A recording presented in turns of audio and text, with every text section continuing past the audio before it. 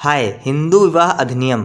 अवैध विवाह से पैदा हुए बच्चे संयुक्त परिवार की संपत्ति में हिस्सेदारी का दावा नहीं कर सकते हैं। तो ये जजमेंट आया है तेलंगाना हाई कोर्ट का और आइए इस जजमेंट को विस्तार से जान लेते हैं। नमस्कार दोस्तों, मेरा नाम है राहुल सिंह और आप देख रहे हैं एडवो हेल्प अस। दोस्तों 1 सितंबर को रेवन सीदप्पा बनाम मल्लिकार्जुन मामले में सुप्रीम कोर्ट ने हिंदू संयुक्त परिवार की संपत्ति में अपने माता पिता के हिस्से में अमान्य विवाह से पैदा हुए बच्चों के अधिकारों को मान्यता दी। यह माना गया कि अमान्य शून्य विवाह से पैदा हुए बच्चे अपने मृत माता पिता की संपत्ति में हिस्सा पाने के हकदार हैं, जो उन्हें हिंदू सामुदायिक संपत्ति के एक काल्पनिक विभाजन पर आवंटित किया गया होगा। हालांकि ऐसे बच्चे अपने माता पिता के अलावा किसी अन्य सामुदायिक की संपत्ति के हकदार नहीं हैं। तेलंगाना हाईकोर्ट ने 28 अगस्त को कहा था कि दूसरी शादी से पैदा हुआ बच्चा जो हिंदू विवाह अधिनियम के तहत अमान्य विवाह है, पैतृक संपत्ति में हिस्सेदारी का दावा नहीं कर सकता है। दावा केवल माता पिता की स्वयं अर्जित संपत्ति के संबंध में किया जा सकता है। इसी के साथ में कोर्ट ने कहा,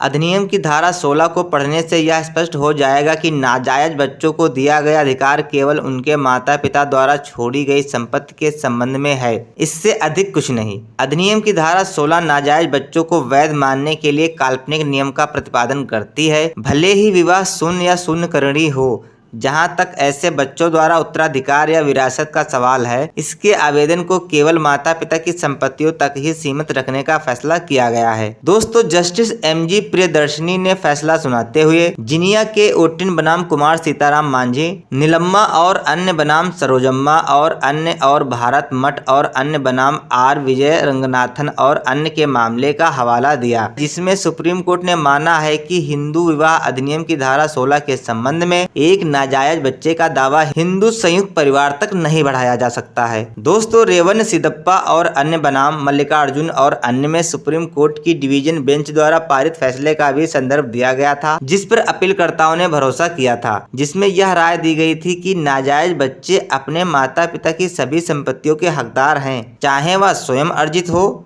या पैतृक हो। डिवीजन बेंच ने मामले को बड़ी बेंच के पास भेज दिया। जस्टिस प्रियदर्शनी ने कहा, जैसा भी हो, संदर्भ आज की तारीख में प्रचलित कानून के आधार पर मामलों को तय करने में न्यायालय के हाथों को बाध्य नहीं करेगा। अपीलकर्ता वादी भाई और नाबालिग बच्चे हैं जिनका प्रतिनिधित्व उनकी मां कर रही है, जो प्रतिवादी नंबर 1 प्रतिवादी नंबर 1 की दूसरी पत्नी है। अपीलकर्ताओं की मां के साथ शादी से पहले प्रतिवादी नंबर 1 ने एक अन्य महिला प्रतिवादी नंबर 3 से शादी कर ली थी और उनकी एक बेटी भी थी।